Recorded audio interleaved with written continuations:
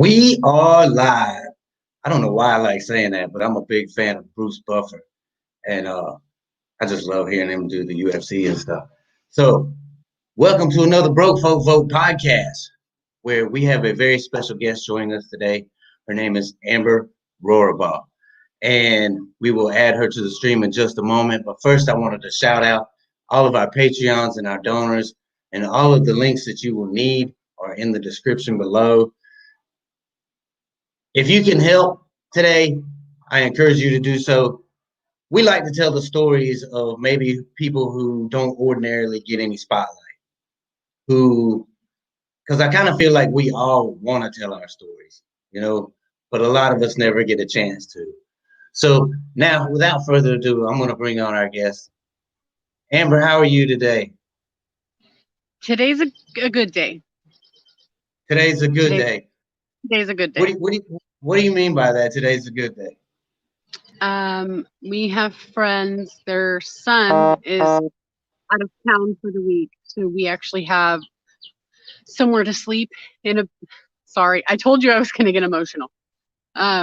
We actually have a bed to sleep in this week, until my colleague's son comes back from a camping trip. Wow. I mean, it's people who have never been homeless, like they don't understand like how much of a blessing that really is, that you can even spend that much time inside. Yeah. Why don't you start at the beginning? Tell us your story.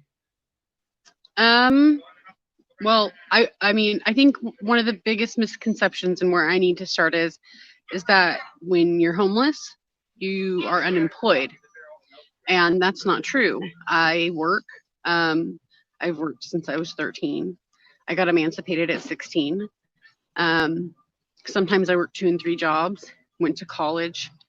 And then I had my daughter, and things kind of slowed down because priorities slow down. And I'm raising my daughter completely on my own. I don't get child support. He doesn't visit. Not to say that I won't hold her from him. He's popped in and out because I think that that's important for her to have a relationship with him. Anyways, fast forward. I had saved money, got us our own place in December. And then, Rona hit. And the gentleman that I was renting from, I went into a month-by-month rental agreement with. He lost his job because of the circumstances that were going on, and therefore he lost his home because of it. So he had to move back into the home that was paid off, which was the home that I was living in. And this was just before quarantine had hit officially. So we got hit with our 30-day eviction, and we were out by the 1st of May. At the beginning, we kind of bounced around when we could from place to place. We slept in the tunnel parts on slats, on park benches, and sometimes when we're lucky, people that we know have been able to open up their homes. Most of the people I know or that I work with, they just don't have the availability to have us. And, I think that's the hard part is, for me, the hardest part has been keeping it together for my daughter, because I could do this. I'm strong and I've lived through a lot in my life, but, my daughter having to endure this is completely different. Actually, last week I visited my brother for a little bit so we could shower and do some laundry, and him and I had a long discussion about me possibly leaving her there if I couldn't find a place, so that she had a roof over her head at least. And to have to do that was and have that conversation was the most difficult conversation I've ever had to have in my life. You know, my daughter and I have been together for her whole life, and I'm all she has, and she's all I have. It's been difficult, you know, the dynamics and getting into shelters. Even a lot of the shelters in the beginning were closed because of, you know, what was going on. So it's been rough. It's been it's kind of a one day at a time situation. Okay, now I have to interject here because we are like 5 minutes and 45 seconds into this live stream, and you've almost made me cry about 4 times now because I know what it's like. And here we go. Mama get the turkey leg. uh, if you've never been in one of these situations, it's hard for people to understand. And if you are a parent, imagine having to be put in a situation where you may have to leave the most important thing in your life somewhere else. Yeah.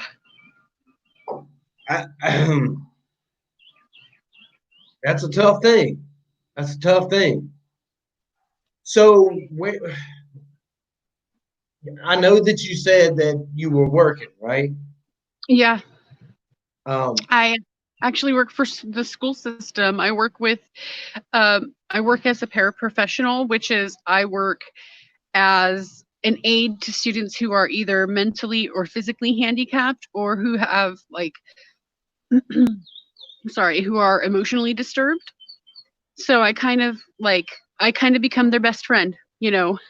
I follow them along and help them do their work and modify work for them. And so, you know, I work, but with everything that's been happening, I haven't been able to work because the schools haven't been open.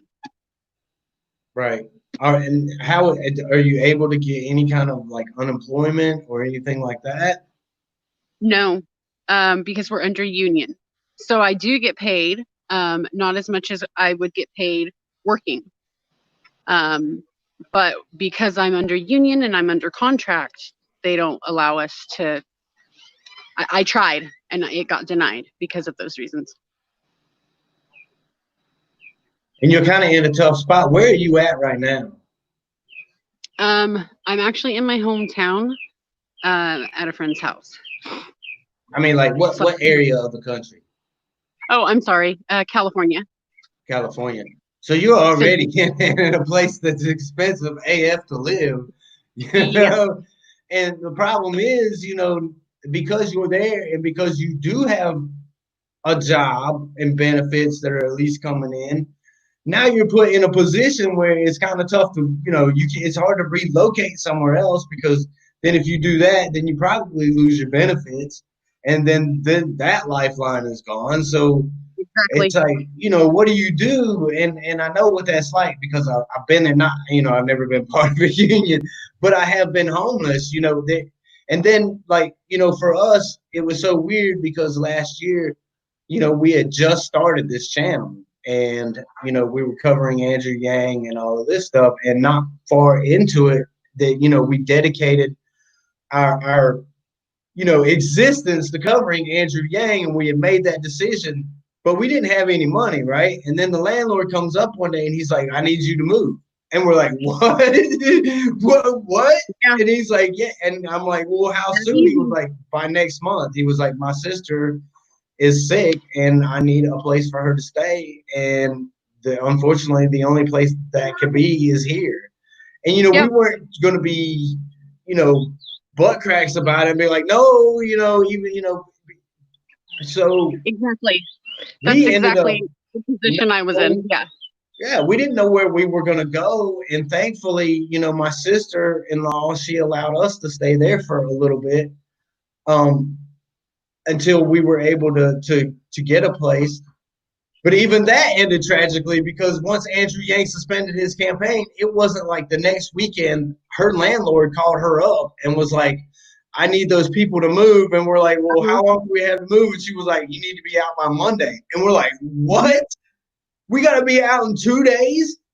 I mean, it was crazy. So I completely can like empathize and sympathize with what you're going through, and you know, losing a house to no fault of your own, man. It really it sucks.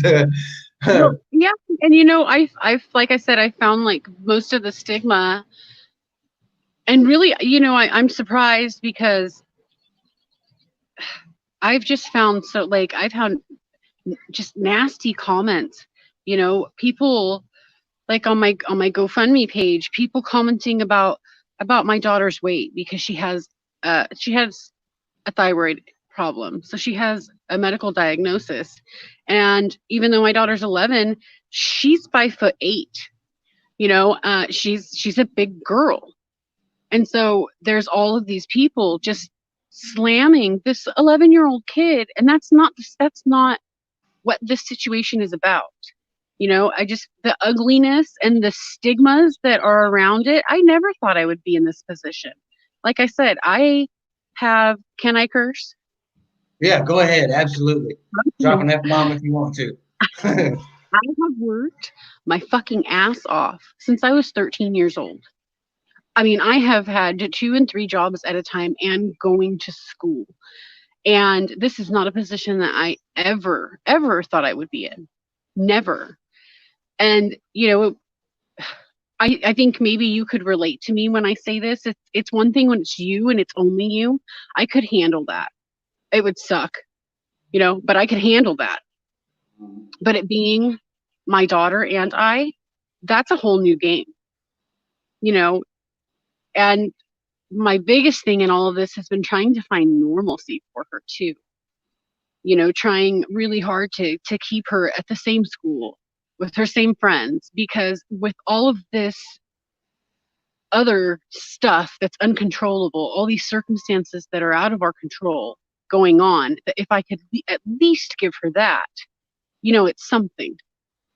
But I can tell you right now, my daughter from before this happened to who my daughter is now, she's definitely going to have to go through counseling.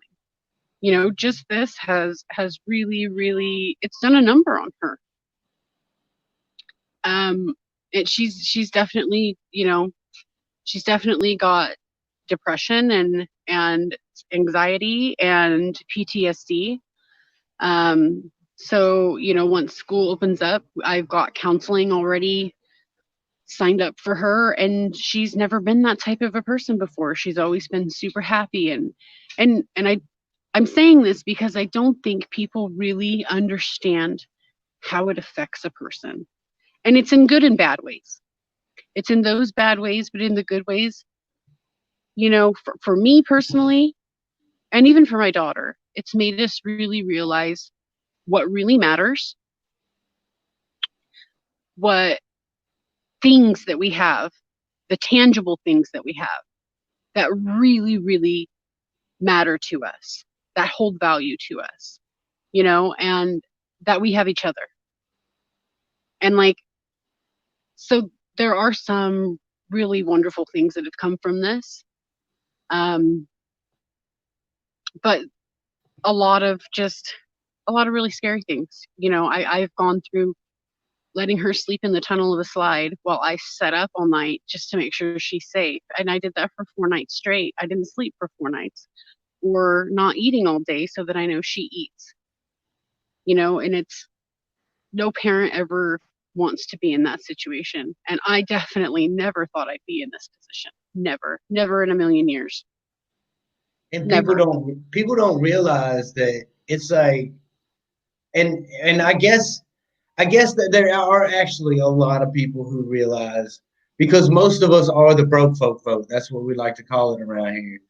And you know, we're those people who are just average everyday Americans. But you know, Andrew Yang always talks about how, you know, the majority of the country can't stand an unexpected $500 bill. And it's so true. And that one unexpected $500 bill or that one unforeseen circumstance Yeah. is all it takes to take you from being someone who is in a stable environment and, you know, has everything under control, at least a little bit, to someone where everything now is spiraling out of control.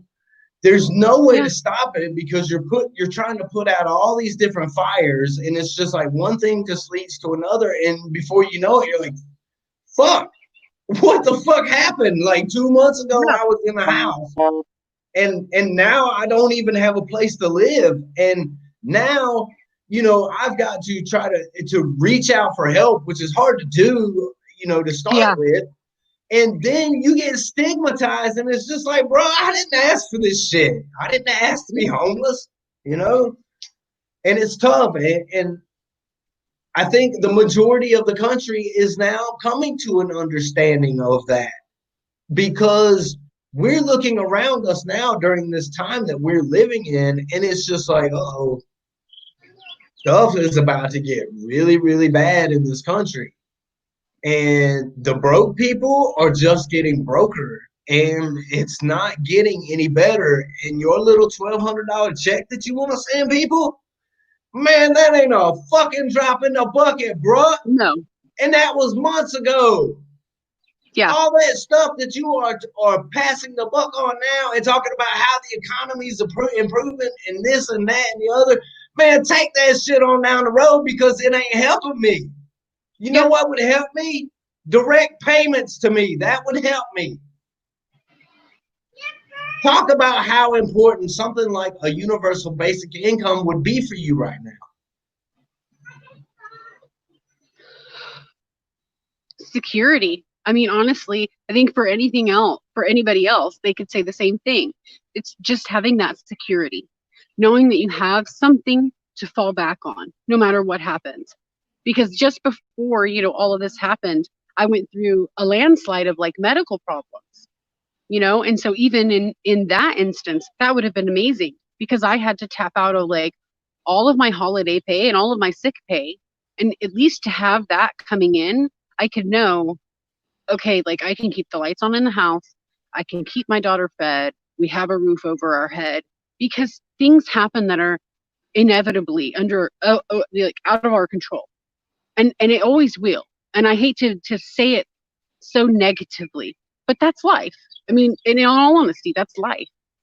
So to just have that stability would be amazing. And I think that so many people need it. It's not a want anymore. This isn't a want situation. And that's what pisses me off. You know, it pisses me off for people, like I said, like me, that have busted their asses.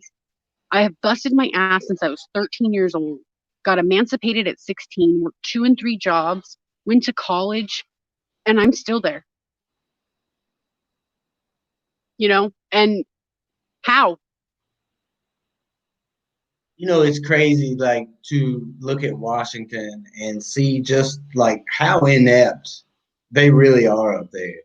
You know, it's so amazing to see like Nancy Pelosi and her fucking husband up there getting PPP bailouts, and I'm looking around me, and I'm looking at the people that I interact with on a pretty much a daily basis, you know, and to like see that's going on in Washington, you know, I don't know how much more this country can take, you know, and then I'm sitting here and I'm looking at like these two candidates, these two bums that are put before us, and it's just like, what are we doing here? You know, and I hear people talking about, oh, well, you know what, there's no way we can vote third party, because if we do, Trump's gonna win, or if we vote third party, Biden's gonna get in. It's like, come on, y'all, stop falling for that shit. Y'all keep falling for this shit every election with this two-party bullshit, and you still get the same thing. This is what happens when you got the two-party bullshit. We got to get rid of that in this country, first of all. We've got to get these people who are in there stealing our money, They're stealing our money and they're giving us a $1,200 pat on the back and telling us that we're going to be okay. Yeah. That's got to end. I mean, it's got to end. It's just the gauze. There's no Band-Aid. It's just the gauze part of the Band-Aid. That's what they're giving us. That's like trying to like close off a chainsaw wound where you just cut off the bottom part of your leg with a little piece of gauze. Here's your Band-Aid.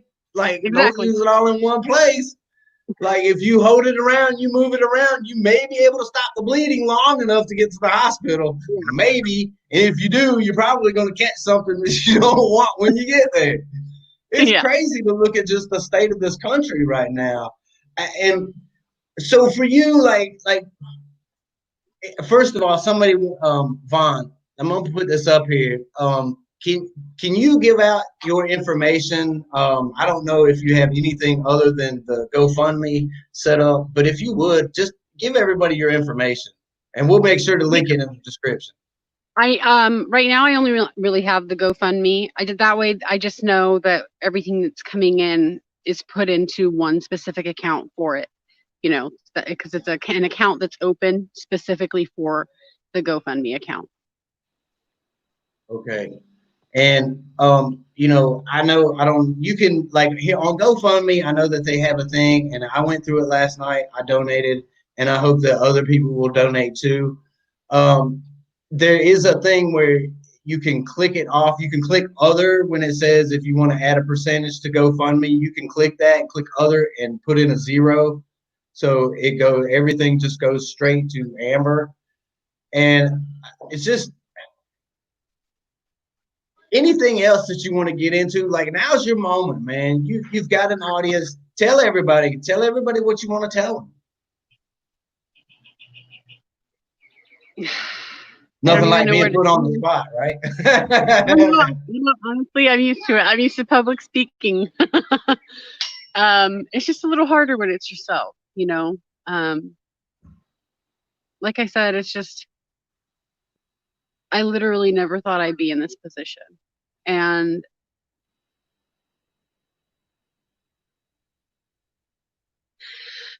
sorry,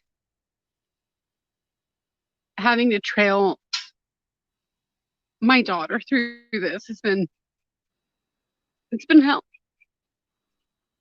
And having to have the conversation with my brother about keeping her there, just so that I know she's somewhere safe and somewhere where I know she's taken care of. And I just don't feel like any person should have to make that kind of a choice. Nobody. Absolutely not. And if anybody that's got kids can put themselves in that situation. So point blank, like, what is it going to take to, like, to avoid this? Like, what dollar amount? Basically, for me right now, I have to figure out a way to put my down payment or deposit, whichever, and last month's rent for a place. Because I'm at a, you know, I should be able to afford rent once all of the restrictions are lifted and school starts again, because I'll have my income back, my full income back. But to try to do both is almost impossible. So $3,500 was like a rough estimate, because most places here go for around $1,000 to $1,200 a month for an apartment. And that's, you know, that's a lot to come up with at one time. So if there's anybody out there who watches this broadcast that feels the moving of the spirit, as we like to say down in the South, please make sure that you donate to the GoFundMe. And if you have kids, put yourself in this situation, because I do. And I actually have been put in that situation. And that is no decision that a parent should ever have to make. It's not.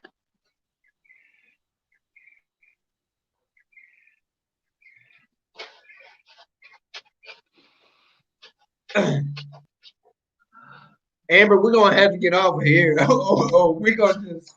We're just gonna have a side party. I want to thank you for joining me, and if all the links that you need are in the description below.